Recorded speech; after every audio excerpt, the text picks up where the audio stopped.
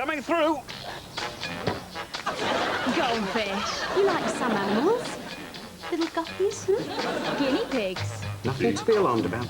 I'll take the hairy little chap. And the girl next door. Here I am obsessed by a woman who makes Franthea Turner look like some sort of evil slut. It's all in the bedside manner. Does this look very unprofessional? Beast, new comedy from the writer of Men Behaving Badly, starts Thursday the 13th of January on BBC1. I hate you! Illuminating one of the most challenging childcare issues of the day. This is person with two faces. BBC One enters the world of the au pair. What are you doing running away all the time? You can't run away like... A job that is unregulated.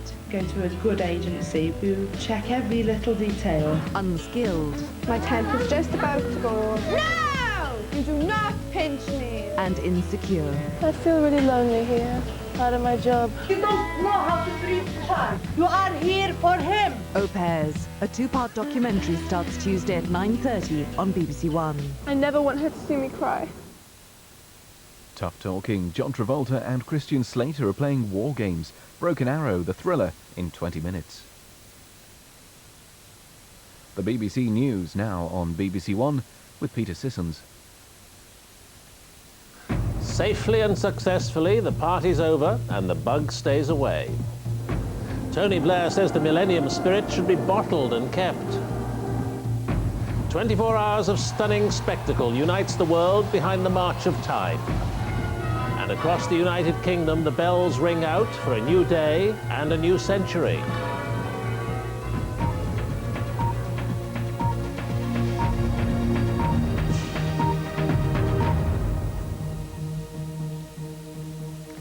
Good evening. The first day of the next 1,000 years is already drawing to its close, and the judgment is that the United Kingdom has had its most spectacular and safest party ever. Tony Blair said the new confidence and optimism should be bottled and kept. Police and emergency services, though stretched by huge crowds, were always in control, and there were no major disturbances.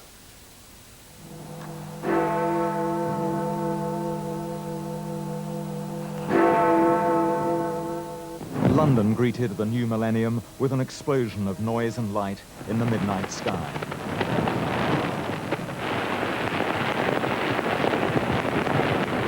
Over 2 million people lined the embankment to watch volleys of fireworks chase each other down the Thames.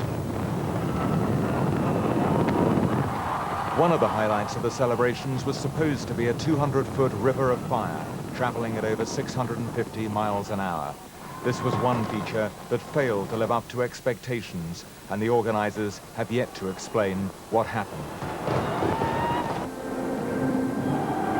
At the Dome in Greenwich, the home of time, the Prime Minister, the exponent of a people's monarchy, joined hands with the Queen and danced in a new century together.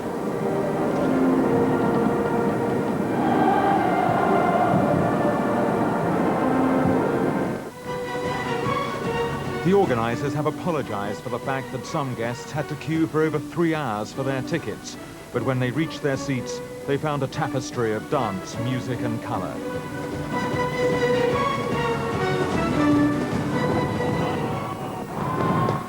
Edinburgh had the largest hogmanay ever, with 5 tons of fireworks exploding in 4 minutes. And in Cardiff, at the Millennium Stadium, nearly 60,000 danced to the music of the Manic Street Preachers.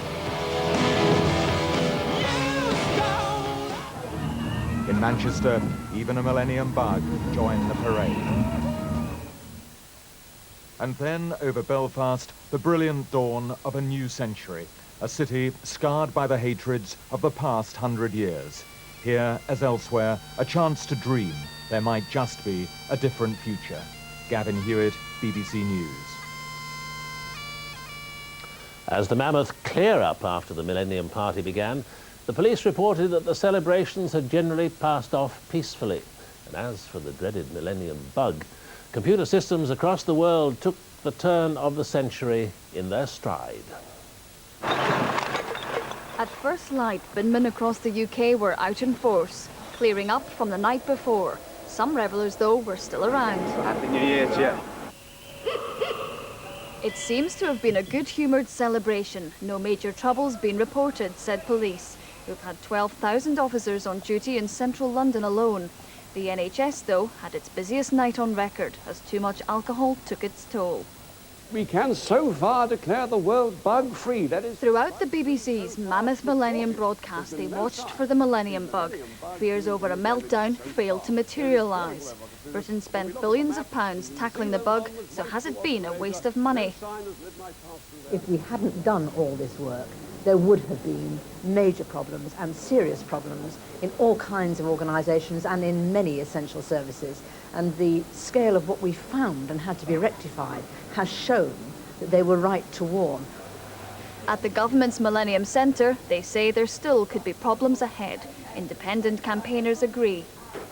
Until people go back to work and really stress their systems in a real business environment, and until we have a lot more experience going into January and even into February.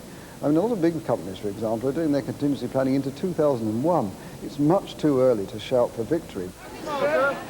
But the Prime Minister said today he wanted to bottle the confidence and optimism shown by the country as it saw in the new year. He was at the Millennium Day parade in London. Thousands turned out to watch. Britain's biggest party may be over, but the Millennium celebrations are continuing across the UK. It's only just the start of events throughout this special Millennium year. But today there was a reminder that this is also a special Christian anniversary. Bells rang simultaneously at noon from churches and cathedrals across the country. Emma Simpson, BBC News. The Millennium Dome in Greenwich was the centrepiece of last night's celebrations, and today it opened to the paying public for the first time. Our arts correspondent Nick Hyam reports. The morning after the night before, and a race against time to dismantle the stage for last night's opening ceremony and clean up before the Dome's first 10,000 paying customers arrived at noon. From the organisers, an upbeat message. Today is a sellout, tomorrow is a sellout. We've sold well over 1 million tickets. We've got a target of 12 million. All the response that we've been having indicates we're going to meet that target and probably exceed it. For those eager to be first in this morning, there were none of the problems with security, which last night delayed thousands of VIPs and ordinary guests for hours. Inside, though, there were queues for the most popular attractions, like the Body Zone, with its escalator ride to a giant beating heart. I'm just amazed at the scale of it. It's great. I've only seen the body so far, and that could be a Spielberg set for a movie. I mean, it's amazing in technology. It's really good stuff. I expected it to be a lot bigger, but it's really good. I really enjoyed it. Not bad. There's a bit of queuing. Took a long time to get in. It's quite good, though. But the spectacular show in the central arena started an hour and a half late, one of a number of first-day teething problems. When they first arrived this morning, some people weren't quite sure what to expect. Now they know. One family told me it's about our future and ourselves, but they said there's a lot of learning. For some, there's a bit too much preaching and teaching, not enough fun, but others really did have an amazing day. Nick Hyam, BBC News, at the Greenwich Dome. It's been 24 hours which have united billions of people around the world in Millennium celebrations, which began and ended in the island nations of the Pacific. It ended where it began, on islands in the Pacific. The conclusion of a day when many different countries and many different people had shared a truly global experience.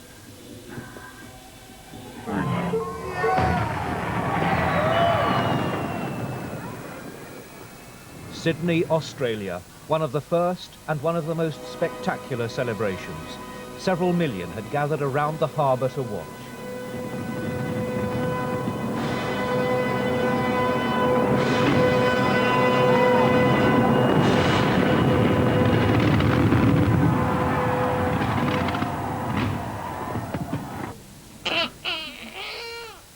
New Zealand produced the first babies born in the year 2000.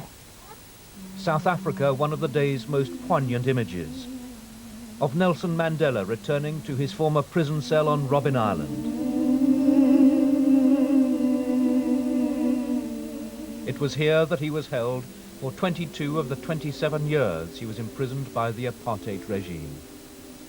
He lit a candle to symbolize reconciliation. It was passed to an African child to symbolize that continent's hope for the future.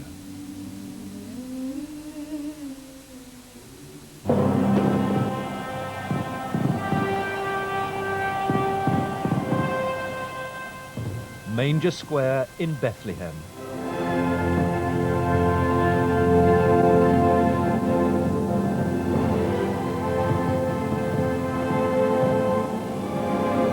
In the birthplace of the Christian religion, 2,000 doves of peace were released.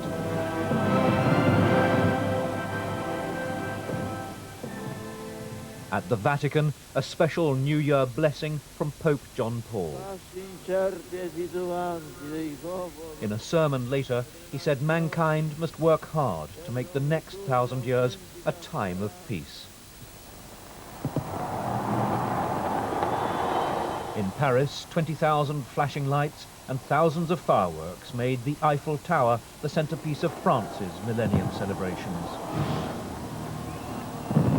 6 hours later, at midnight in Washington, America's celebrations were launched by President Clinton. Our children are ready. So again, the torch is passed to a new century of young Americans.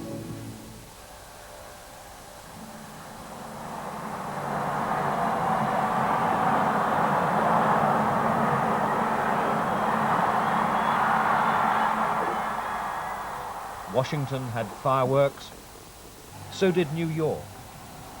But in Times Square it added 4 tons of confetti, which streamed down on a crowd estimated at around 3 million.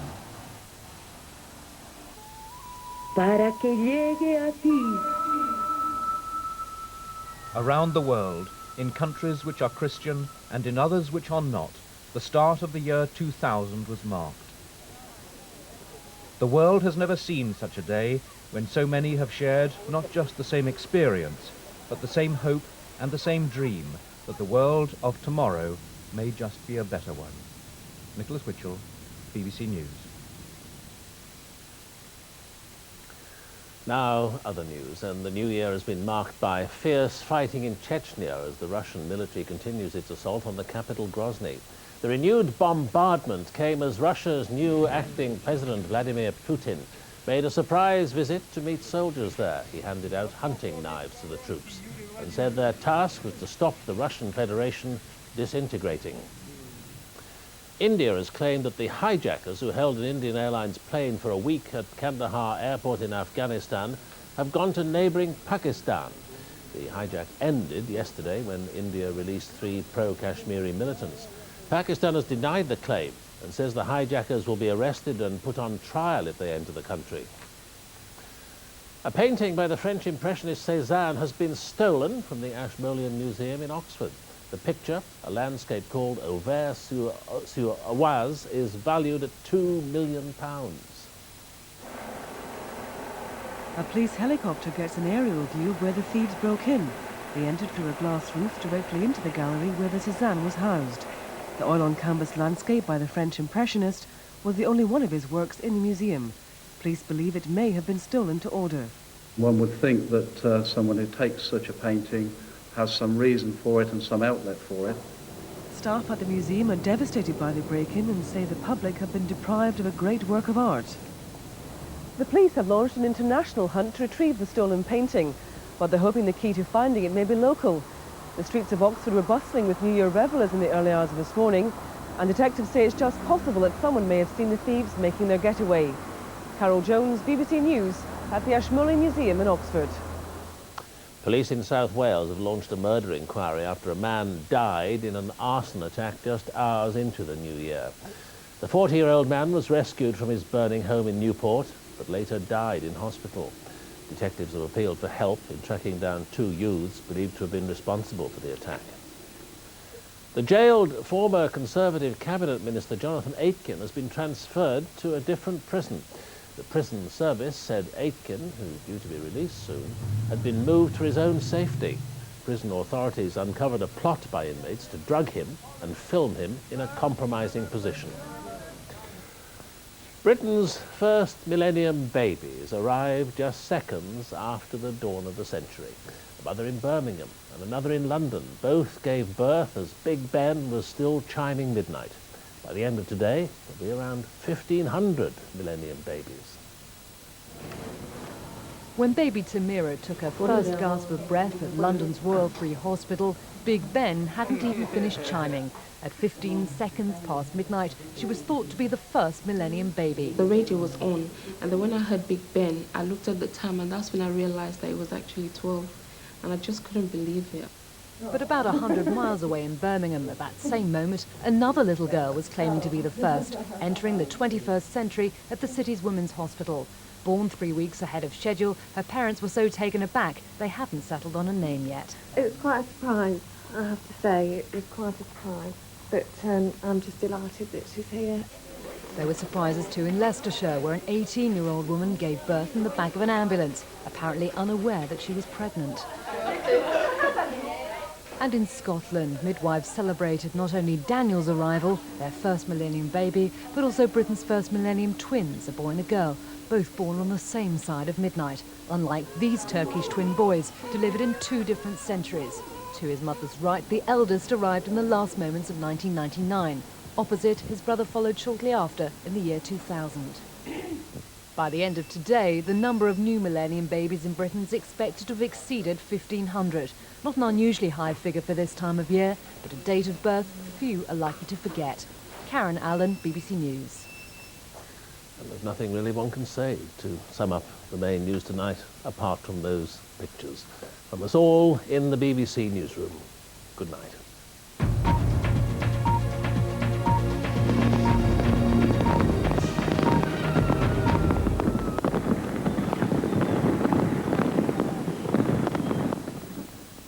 For 28 hours, the stars came out to celebrate the new millennium. Highlights from a marathon broadcast, the best of 2000 today on BBC1 at 10 to 12. Hello, good evening. I promise to keep this one short and sweet. It's been pretty foggy across parts of the Fens for much of the day, and that is becoming an increasingly widespread problem for many parts of England and Wales. Visibility is down to as little as 100 metres. Take care if you're on the move. That's not the only significant weather we have across the British Isles at the moment. It's been raining for much of the day north of the Great Glen, and it's looked like it's set to do so for the next few hours as well, until that area of rain gradually moves away. It's only making room for another set of cloud and rain fronts there to move into the western side of Scotland and Northern Ireland through tomorrow night. Now, as you can see from the shading, we keep a lot of mist and murk just that little bit further towards the south. In between these areas of weather, well, the skies will clear, and I think that's going to allow the temperatures to fall away very close to freezing. So watch out, again, if you're on the move. There could be some frost patches around, some icy stretches on untreated roads. A slow start to Sunday for the southern parts of the British Isles. Further north, a much brighter prospect, some showers for western parts of Scotland, rattling in on quite a stiff westerly breeze. Then come the afternoon, well, a little bit brighter, I have to say, down in many parts of England and Wales, but the best of the sunshine on the eastern side of Scotland. And you'll notice there too that the showers die away, at least for a time, but the wind will pick up, and I think the cloud will increase as well. A mild day in the south, I think that's the best that can be said for it. Further north, though, only around about 6 or 7 degrees.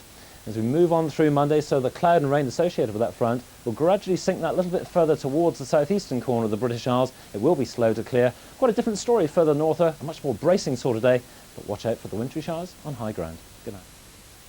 El campeón por excelencia de la Copa de Europa. راجا كازابلانكا أبطال أندية القارة الإفريقية.